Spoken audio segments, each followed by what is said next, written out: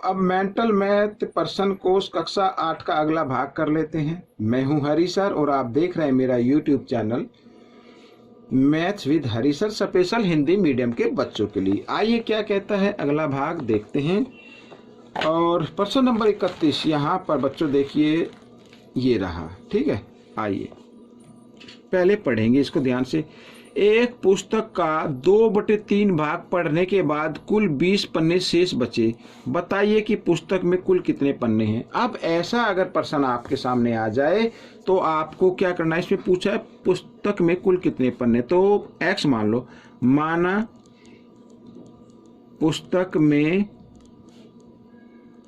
कुल पन्ने हैं बराबर x, ठीक है। अब प्रश्नानुसार कर दीजिए,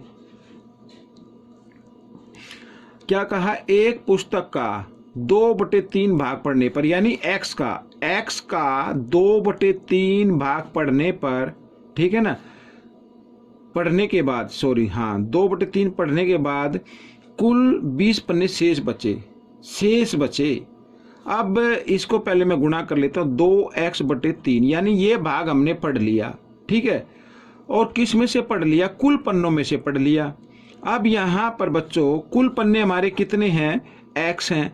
x में से जो भाग हमने पढ़ लिया अगर मैं उसको घटा दूं, यहाँ पर ये मैंने घटा दिया, तो आंसर कितना आना चाहिए, 20 आना चाहिए, ठीक है। इस तरीके से इसके नीचे 1 मानेगा, 3 और 1 का लघुत्तम लिया, 3 आ गया, साथ ही क्रॉस में गुणा कर दिया, 3x घटा 2x बराबर 20, ठीक है। आइए इधर कर लेते हैं।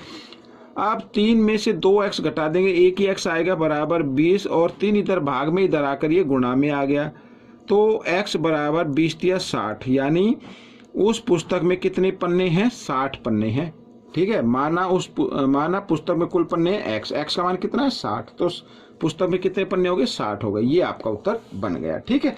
आइए अगला प्रश्न कर लेते हैं। अब अगला प्रश्न क्या कहता है, देखो, अमित के पास 1400 रुपये हैं, वह आधा भाग कापियों पर, वह 1/4 भाग स्टेशनरी पर खर्च करता है, उसके पास कितनी राशि शेष बची, ठीक है। बिल्कुल आसान है ये बच्चों, कुल रुपए कितने, 1400। अब कापियों पर कितना खर्च किया, 1400 का आधा भाग कर दिया, 1400 थे ना, तो इसमें से आधे कर दिए कापियों पर खर्च, ठीक है। वह का मतलब खर्च होता है, तो 1400 का आधा, अब तो आप जानते 700 रुपये होता है, या फिर 1400 का के लिए गुणा का निशान 1/2, इस तरीके से भी आप निकाल सकते हैं, तो 700 आपका आ जाएगा। तो रुपये 700 यहाँ पर लिख दीजिए। ये तो हो गया बच्चों किस पर, कापियों पर खर्च। अच्छा, स्टेशनरी पर खर्च, ये भी लिख लेते हैं, स्टेशनरी पर। तो स्टेशनरी पर खर्च हुआ बच्चों यहाँ पर कितना, 1400 का ही कितना भाग खर्च किया, 1/4 भाग, इस तरीके से। तो 4 से काट दीजिए, 4 तिया 12, यहाँ पर 2 बच गए, 0 4 पंजे 20 और 0 ये क्यों, तो आ गया 350। 350 को 1 से गुणा करें तो 350 ही आएगा, ये आ गया। अब लिखा उसके पास 1400 रुपये थे, तो शेष कितने रुपए बचे, तो शेष राशि ज्ञात करने के लिए आपको क्या करना है, 1400 में से जितने का सामान लिया है वो आपको घटा देना है, ठीक है। सामान कितने का लिया, 700 का ये लिया और 300 का लिया, यानी कुल सामान कितने का आया, यहाँ पर लिख देता हूं मैं, कुल सामान आया 700 जमा 350, 1050 का आ गया। तो 1050 को इसमें से घटा देना है, तो शेष राशि आपकी आ जाएगी, ठीक है।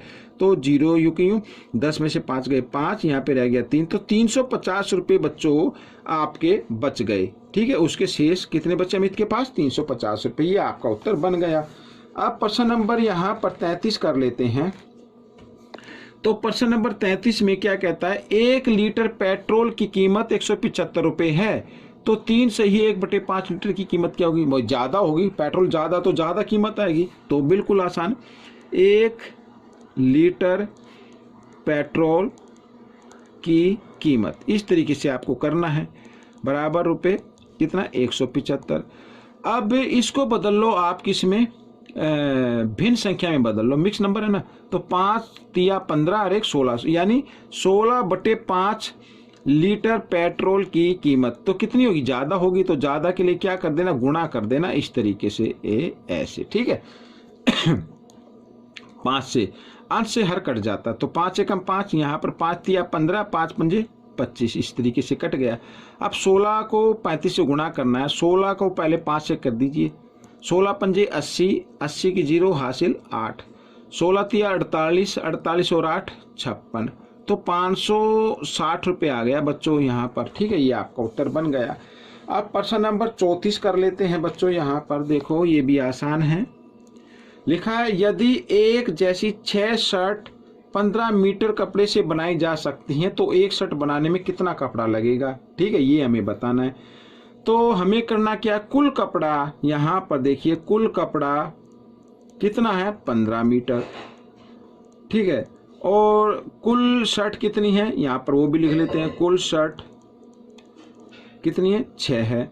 तो बच्चों देखो, कुल 15 मीटर कपड़े में से 6 शर्ट बनी है, तो एक शर्ट में कितना कपड़ा लगा होगा। तो आपको क्या करना, भाग करना है बच्चों। 15 को भाग कर देना है 6 से। ठीक है, या फिर आप जो बेसिक तरीका होता है उस तरीके से भी आप भाग कर सकते हैं, तो आपका उत्तर आ जाएगा। अब यहाँ पर 6 दूनी 12। ठीक है, इस तरीके से। तो 5 में से 2 गए 3, आगे कोई अंक नहीं है तो 10 लगा दीजिए। 0 ताली 6 पंजे 30, तो बच्चों ये आ जाएगा यहाँ पर 2.5 मीटर, यानी ये 2.5 मीटर हो गया बच्चों। ठीक है, इसको आप 2 से ही 1/2 मीटर भी लिख सकते हैं, या इस तरीके से लिख दीजिए, दोनों का मतलब एक ही होता है। तो आइए इस भाग का आखिरी प्रश्न हम कर लेते हैं। आखिरी भाग क्या कहता है, 5 सही 1/2 मीटर तार को 11 बराबर भागों में बांटा गया है, तो प्रत्येक भाग की लंबाई बताओ। तो यहाँ पर सीधा लिखो प्रत्येक भाग की लंबाई। ठीक है, ये मैं लिख देता हूं, प्रत्येक भाग की लंबाई।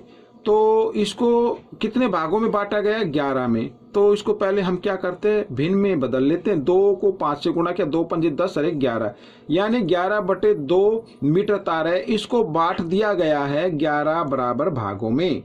ठीक है, इसके नीचे आप 1 मान लीजिए। तो 11/2 भाग का निशान बदल देना गुना में, और भाग से जो अगली संख्या है उसका कर देना है व्युत्क्रम, यानी उल्टा कर देना है। तो 11 से 11 कट गया, तो यहाँ पर आ गया 1/2 मीटर। ये 1/2 मीटर है, इसका मतलब आधा मीटर होता है। या आप इसको जब 2 से भाग करेंगे तो 0.5 मीटर, इस तरीके से आंसर आ जाएगा। ठीक है, मेरे हिसाब से आप यहाँ तक कीजिए। तो बच्चों ये प्रश्न भी, यानी ये भाग भी आपका पूरा हो गया है। आपको ये भाग कैसा लगा मुझे जरूर बताएं, और इसमें से सीखकर दूसरे बच्चों को जरूर सिखाएं। मिलेंगे अगले भाग पर, तब तक आप प्रैक्टिस करते रहिए। मेरी वीडियो देखने के लिए आप सभी बच्चों का बहुत बहुत धन्यवाद।